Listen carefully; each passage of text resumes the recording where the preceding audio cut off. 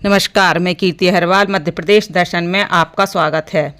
दुनिया में कोई भी मनुष्य संपूर्ण नहीं होता। कलेक्टर सुधीर कुमार कोचर। गायत्री शक्तिपीठ दमोह के सभागार में रविवार को जिला स्तरीय युवा चेतना कार्यशाला का आयोजन किया गया। कार्यशाला में जिले भर से 250 से अधिक युवा युवतियों ने उत्साहपूर्वक सहभागिता की। कार्यशाला के प्रथम सत्र का शुभारंभ सहायक कलेक्टर ऋषिकेश ठाकरे IAS ने किया। उन्होंने युवाओं से अपने जीवन के संघर्ष साझा करते हुए बताया कि कैसे उन्होंने मल्टीनेशनल कंपनी की नौकरी छोड़कर UPSC की तैयारी की। पहली और दूसरी बार असफलता के बाद भी हिम्मत नहीं हारी और तीसरे प्रयास में सफलता प्राप्त की। दमोह में अपनी प्रथम पोस्टिंग के अनुभव सुनाकर उन्होंने युवाओं में जोश और आत्मविश्वास का संचार किया। भोपाल से पधारे IT कंपनी के संस्थापक राहुल श्रीवास्तव M.Tech, जिनके अमेरिका और कनाडा में ऑफिस संचालित हैं, ने कहा कि गायत्री परिवार से मिले संस्कारों ने ही उन्हें सफलता के मार्ग पर अग्रसर किया। मात्र 35 वर्ष की उम्र में अपने लक्ष्य को प्राप्त करने के बाद अब वे युवाओं और अनुशासन के साधना की शक्ति का संदेश देते हैं। प्रोजेक्टर के माध्यम से उन्होंने जीवन प्रबंधन पर सारगर्भित उद्बोधन दिया। हटा से आए डॉक्टर CL नेमा ने गायत्री परिवार से जुड़े अपने अनुभव साझा किए और कहा कि यह सौभाग्य की बात है कि युवाओं को इस संगठन से जुड़ने का अवसर मिल रहा है। इसी क्रम में संगीता श्रीधर ने भी अपनी सहभागिता दी। कार्यशाला के द्वितीय सत्र में कलेक्टर सुधीर कुमार कोचर ने युवाओं से सीधे संवाद किया।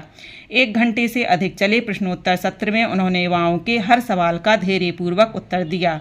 एक प्रश्न के जवाब में उन्होंने कहा, कोई भी मनुष्य संपूर्ण नहीं होता। यदि हम किसी को स्वीकार करते हैं तो उसकी अच्छाइयों और कमियों सहित स्वीकार करना ही जीवन को शांतिपूर्ण बनाता है। किसी को भी किसी की नकल नहीं करनी चाहिए, क्योंकि भगवान ने हर व्यक्ति को अलग बनाया है।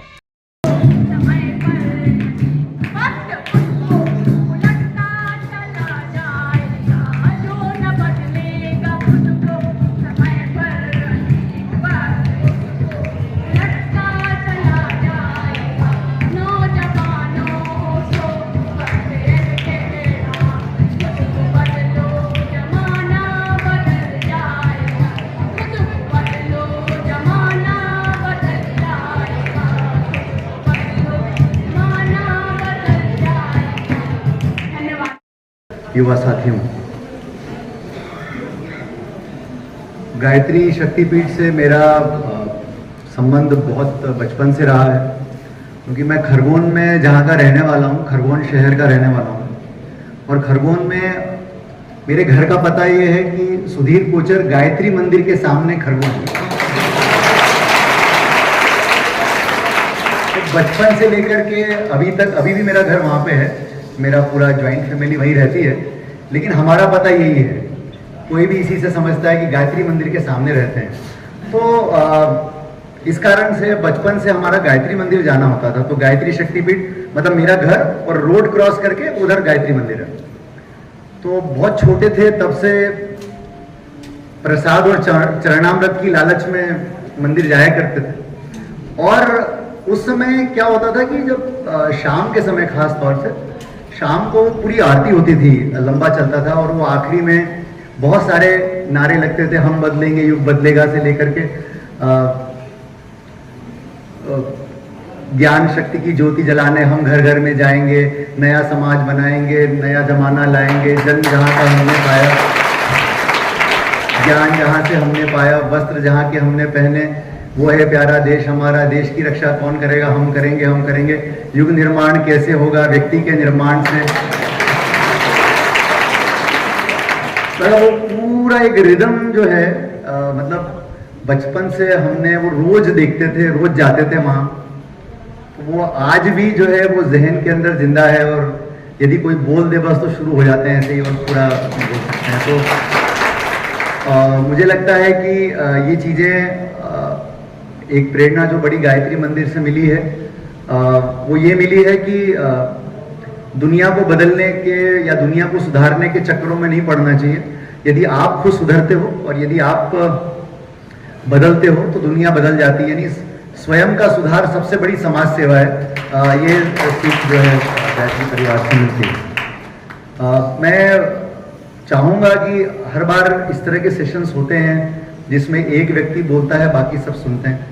मैं चाहूंगा कि यदि आप लोग कुछ पूछें और मैं उसके जवाब दूं तो मुझे अच्छा लगेगा। यदि गायत्री परिवार के लोगों को सबसे पहले मैं वंदन करता हूँ और मैं धन्यवाद देता हूँ कि आप लोगों ने मुझे यहाँ पे आमंत्रित किया।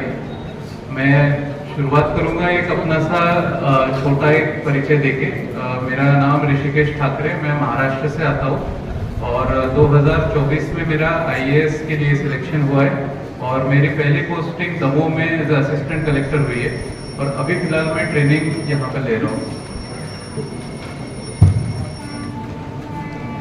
और मैं आपके साथ मेरी जो 4 से 5 साल की जो UPSC की एक जर्नी है वो शेयर करना चाहूँगा और इसमें से मुझे कुछ चीज़ें जो अनुभव मिले वो आपके साथ साझा करना चाहूँगा।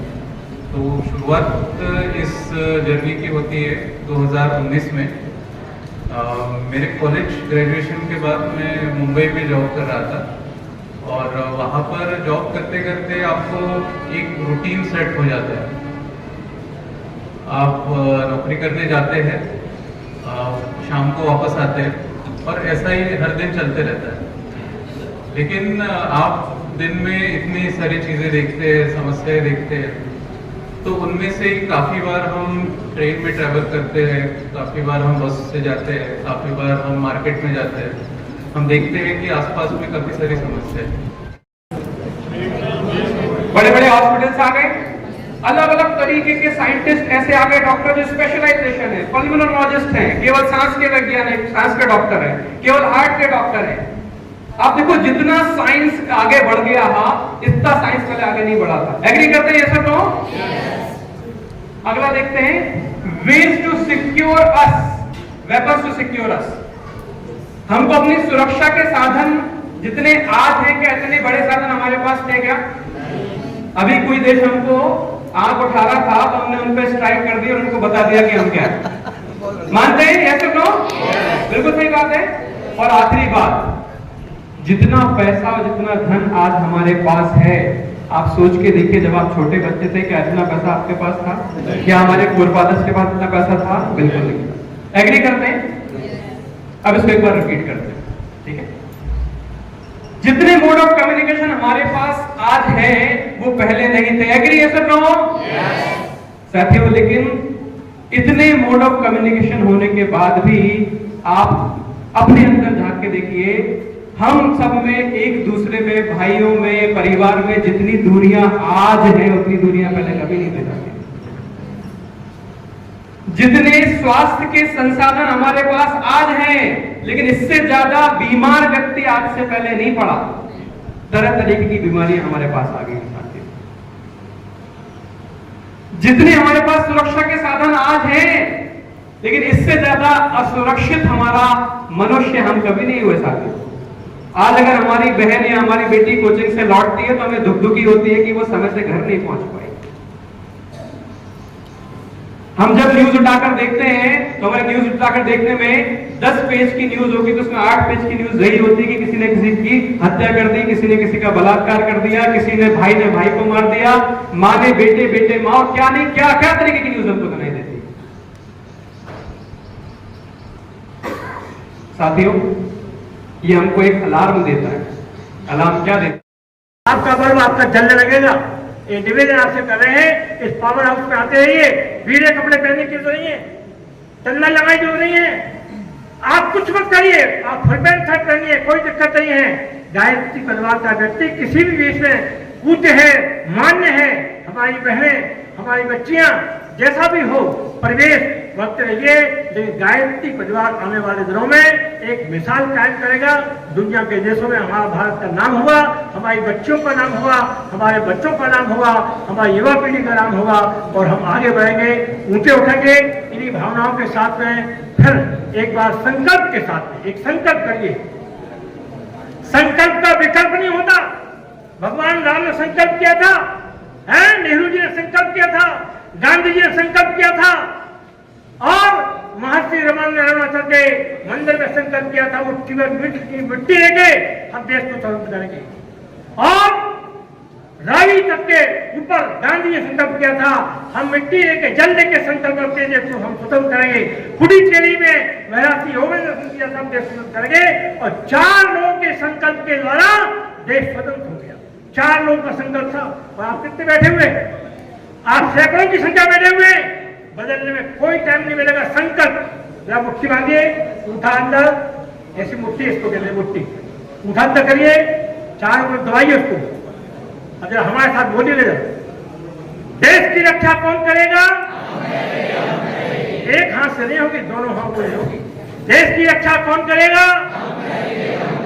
नहीं, अभी हाथ लूर है आपकी। धर्म की रक्षा कौन करेगा? संस्कृति की रक्षा कौन करेगा? अरे बैठी बैठी होगी क्या? खड़े होकर करना पड़ेगा। देश की रक्षा कौन करेगा? संस्कृति की रक्षा कौन करेगा? संस्कृति की रक्षा कौन करेगा? युग निर्माण कौन करेगा? युवाओं में जोश कौन भरेगा? कौन से युवाओं का खून खोलेगा? हमारा खोलेगा। बैठ जाइए।